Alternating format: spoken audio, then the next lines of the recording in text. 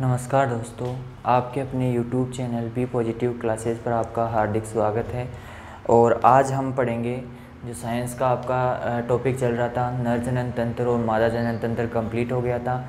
और आज हम प्रजनन की जो अवस्थाएं हैं उनके बारे में आज अध्ययन करेंगे। ठीक है, तो यहाँ पर हम सबसे पहले प्रजनन की प्रावस्थाएं, कौन सी अवस्थाएं? प्रावस्थाएं। अब प्रजनन के लिए सबसे पहली जो प्रावस्था होती है उसके बारे में बात करते हैं यहाँ पर। तो जो पहली प्रावस्था होती है वो होती है युग्मक जनन। कौन सी होती है? युग्मक जनन। अब युग्मक जनन की बात करें तो यहाँ पर युग्मक जनन जो होता है, देखो, जो नर होता है, नर में शुक्राणु निर्माण की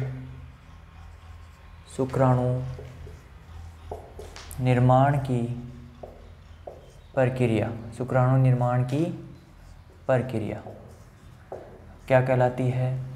शुक्र जनन कहलाती है।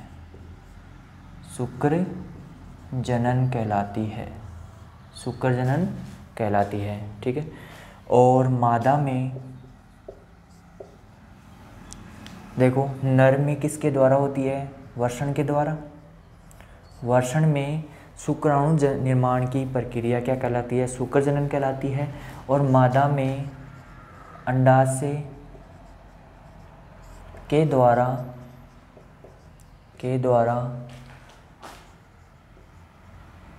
अंड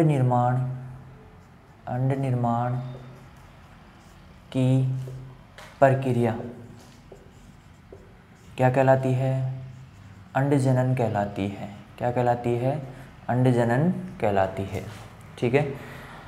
तो ये जो दोनों क्रियाएं होती हैं, यानी कि युग्मक बन रहे हैं। क्या बन रहे हैं? युग्मक।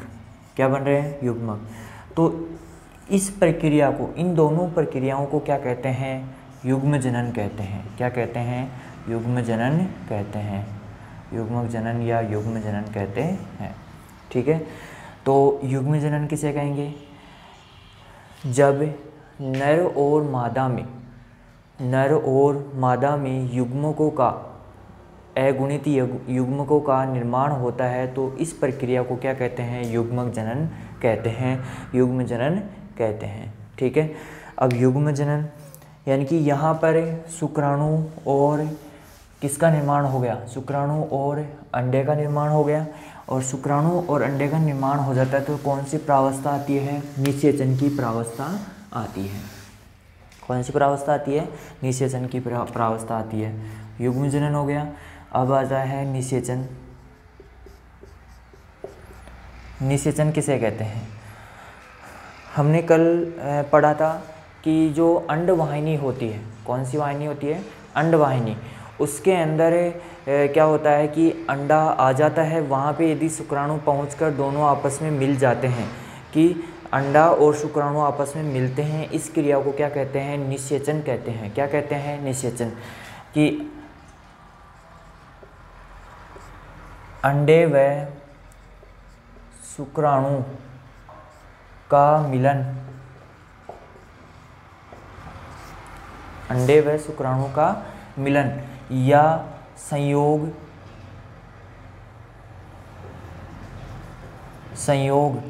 या फिर हम कह सकते हैं कि इसके अंदर क्या होता है?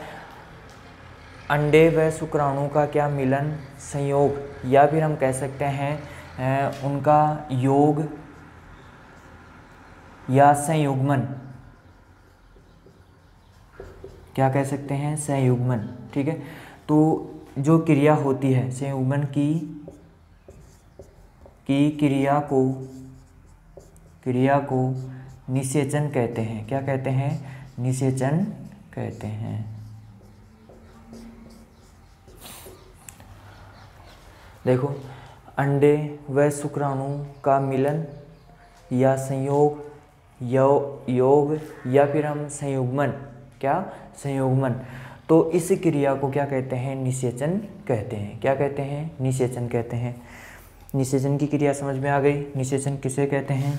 जब अंडे और शुक्राणु का क्या होता है? संयोग होता है या संयुग्मन होता है तो क्या कहलाता है? निषेचन कहलाता है। इसके आगे जो अगली अवस्था होती है वो होती है भ्रूण का रोपण। भ्रूण का रोपण व विदलन। क्या होता है? भ्रूण का रोपण व विदलन। तो यहाँ पर जो भ्रूण का रोपण, रोपण से अर्थ है कि हमने जब कल इस प्रकार का मादा जनन तंत्र बनाया था, इस प्रकार का मादा जनन तंत्र बनाया था तो इसमें इस प्रकार से संरचना थी, इस प्रकार से संरचना थी।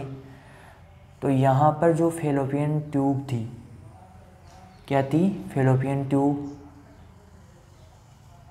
या अंडवाहिनी, क्या थी?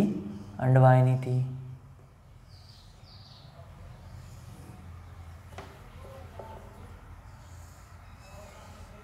अब देखो यहाँ पर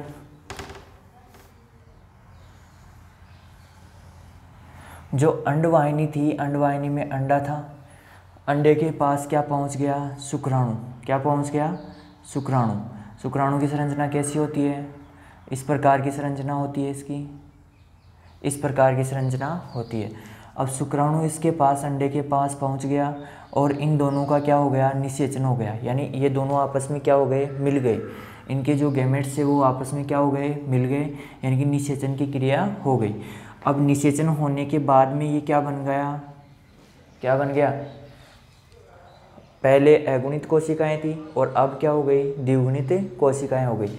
और इनमें क्या होगा? समसूत्री विभाजन होगा। क्या होगा? समसूत्री विभाजन। समसूत्री विभाजन होने के बाद में ये किस में बदल जाएगा? कोरक में। कोरक या जिसे हम बोलते हैं ब्लास्टुला स्टेज। ब्लास्टुला स्टेज में परिवर्तित हो जाता है। ब्लास्टुला स्टेज में परिवर्तित होने के बाद में ये कहाँ पे आ जाता है? गर्भाशय। और गर्भाशय का जो अंतः स्तर है, कौन सा स्तर है? अंतः स्तर। अंतः स्तर यहाँ पर आकर क्या हो जाता है? ये स्थापित हो जाता है इस प्रकार से।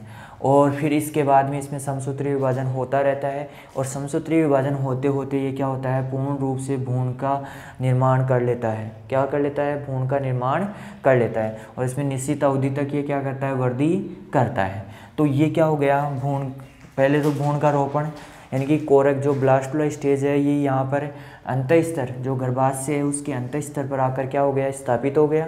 और इसके बाद में ये क्या करता है? वह समसूत्री विभाजन करता रहता है और कोशिकाओं की संख्या बढ़ा कर क्या करता है? एक नवजात शिशु का निर्माण होता है यहाँ पर। ठीक है, तो यहाँ पर जो स्थित है तो ये क्या हो गया? भ्रूण का रोपण कहलाता है। जो अंत स्तर पर आकर ये क्या हो जाता है? एक जगह रुक जाता है, स्थापित हो जाता है, तो ये क्या कहलाता है?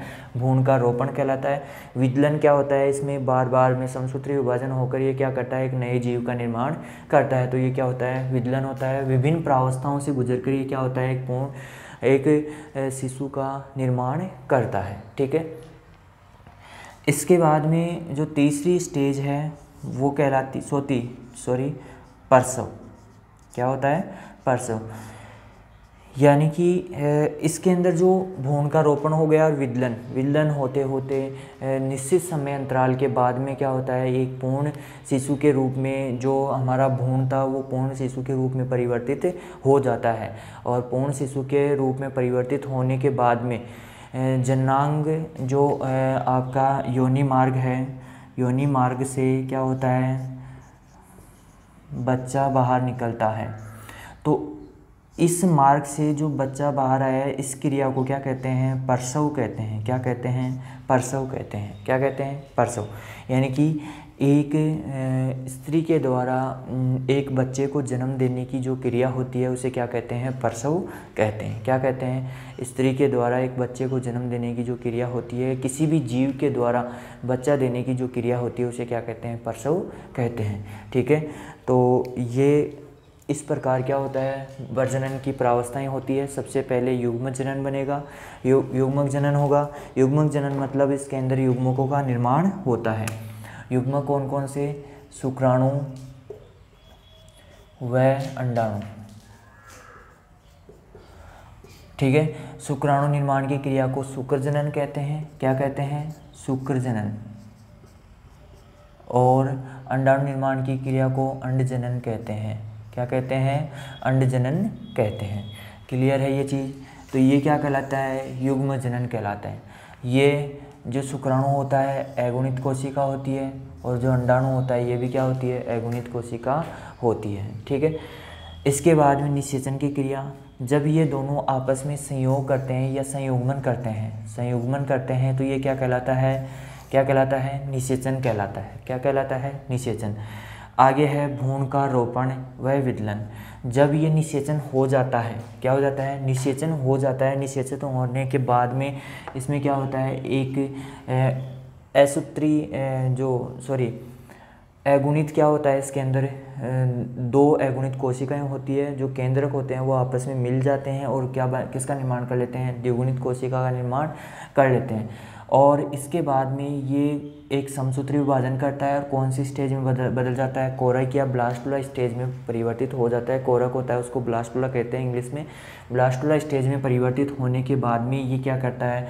गर्भाशय में पहुंचता है। यहीं पर गर्भाशय का जो अंतः स्तर है उसके ऊपर क्या हो जाता है? ये रुक जाता है, स्थापित हो जाता है। इस क्रिया को क्या कहते हैं?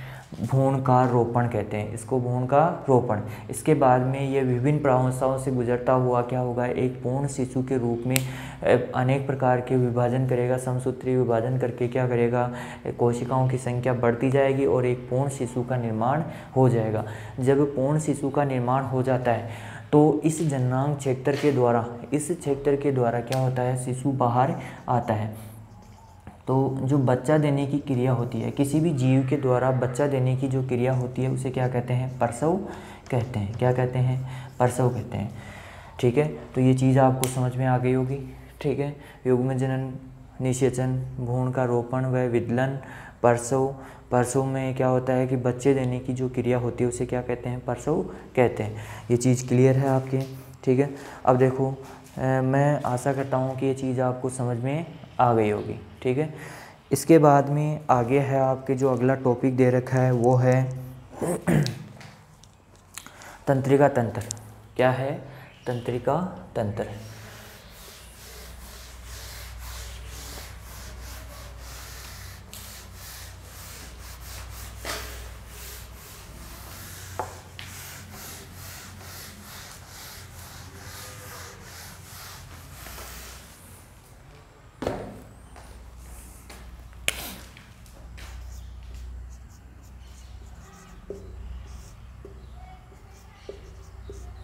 तंत्रिका तंत्र व अंतःस्रावी तंत्र।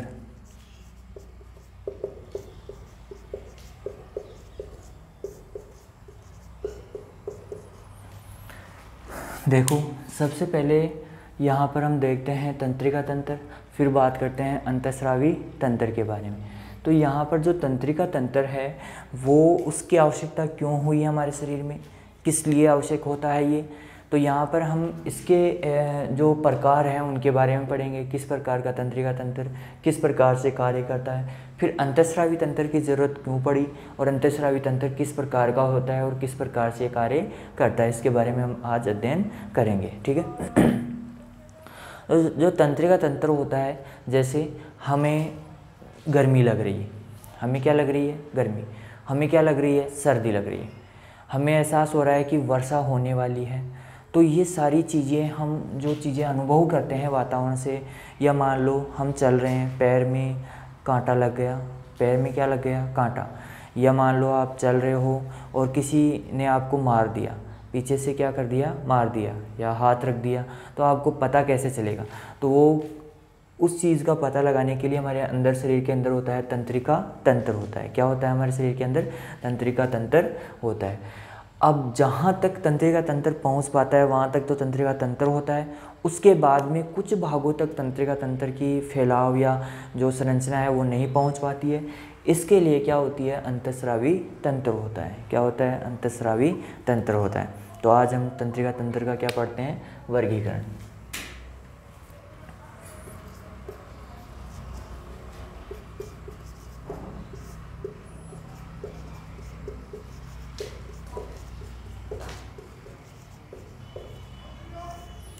तंत्रिका तंत्र का वर्गीकरण। अब हम बात करते हैं तो तंत्रिका तंत्र जो होता है वो हमारा 2 पार्टों में विभाजित होता है। तंत्रिका तंत्र कितने पार्टों में विभाजित होता है? 2 पार्टों में। देखो, पहला जो पार्ट होता है वो होता है केंद्रीय तंत्रिका तंत्र और दूसरा होता है परिधीय तंत्रिका तंत्र।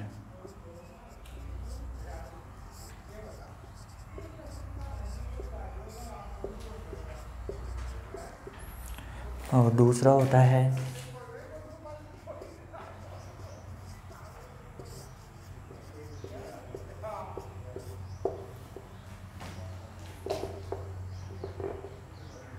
परिधीय तंत्रिका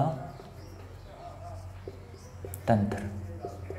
ठीक है, देखो केंद्रीय तंत्रिका तंत्र और परिधीय तंत्रिका तंत्र।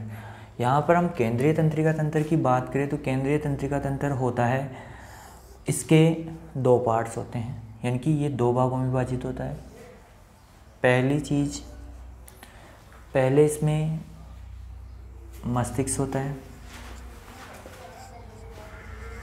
और इसमें दूसरा जो पार्ट होता है वो होता है मेरुरज्जु।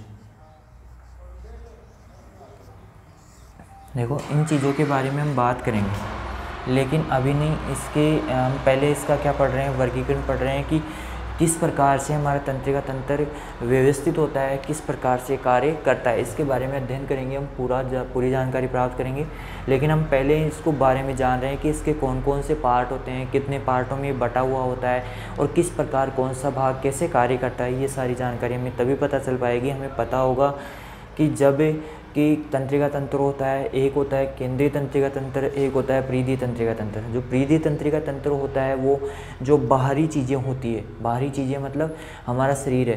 तो केंद्रीय तंत्रिका तंत्र में तो क्या आता है, मस्तिष्क आता है और मेरुरज्जु आता है। क्या आता है? मस्तिष्क और मेरुरज्जु। मस्तिष्क और मेरुरज्जु, जो मस्तिष्क होता है और मेरुरज्जु हमारे यहाँ पे 5 सेंटीमीटर लंबी एक श्रृंखला होती है, गुच्छिका नुमा संरचना पाई जाती है, लंबी नलिकाकार संरचना पाई जाती है। ठीक है, जो मस्तिष्क से जुड़ी होती है। तो ये जो मस्तिष्क होता है ये जो भी आदेश देता है, इसके माध्यम से आदेश क्या होते हैं, जो भी आदेश हमारे पैर से आते हैं या हाथ से आते हैं, जो भी आदेश, यानी कि हाथ को हिलाना है, डुलाना है, ये सारे कौन करता है? मस्तिष्क करता है। और सूचनाएं किसके माध्यम से पहुंचती है? मेरुरज्जु के माध्यम से पहुंचती है। ठीक है, अब जो मस्तिष्क होता है उसके 3 पार्ट होते हैं। कितने पार्ट होते हैं? 3 पार्ट होते हैं। तो यहाँ पर मस्तिष्क के कितने पार्ट हो गए? 3 पार्ट। अब देखो, मस्तिष्क, अग्र मस्तिष्क,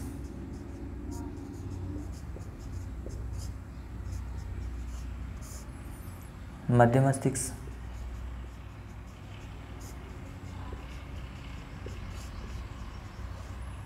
और पश्च मस्तिष्क।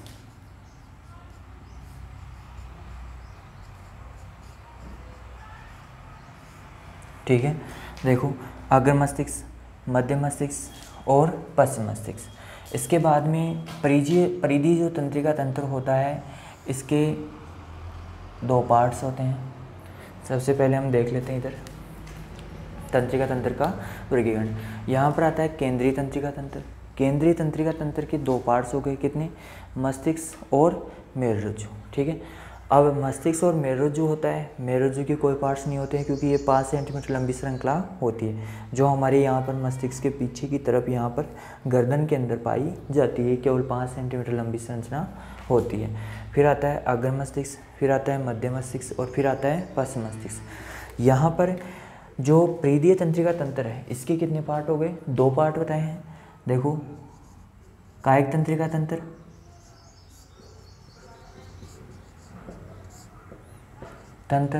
और जो ये होता है वो होता है स्वायत्त तंत्रिका तंत्र।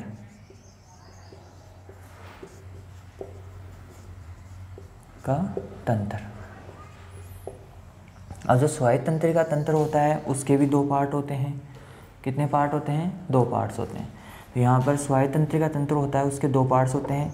पहला होता है अनुकंपी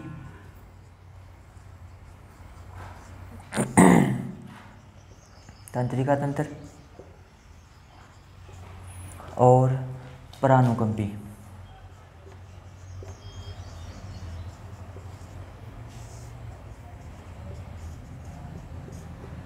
तंत्र। ठीक है, तो इस प्रकार से क्या होता है, इसका वर्गीकरण होता है। अब आगे हम इसके अंदर जो मस्तिष्क है, इसके भी क्या होते हैं, अलग अलग पार्ट्स होते हैं। जो अग्र मस्तिष्क होता है, अग्र मस्तिष्क होता है, इसके अंदर देखें तो जो अग्र मस्तिष्क के 3 पार्ट्स होते हैं। कितने पार्ट्स होते हैं अग्र मस्तिष्क के? 3 पार्ट्स होते हैं। इसके अंदर सबसे पहले आता है प्रमस्तिष्क,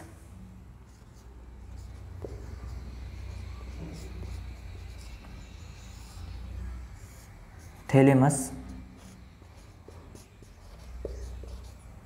और कौन सा होता है, हाइपोथैलेमस।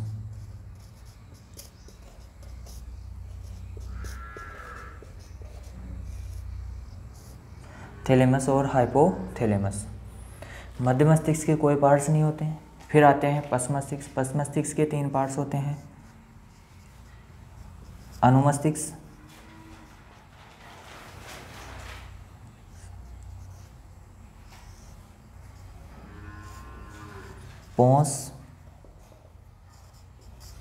पोन्स, और तीसरा जो पार्ट होता है वो होता है इसके अंदर मध्यांश। कौन सा होता है, मध्यांश, मेडुला ओब्लोगेटा।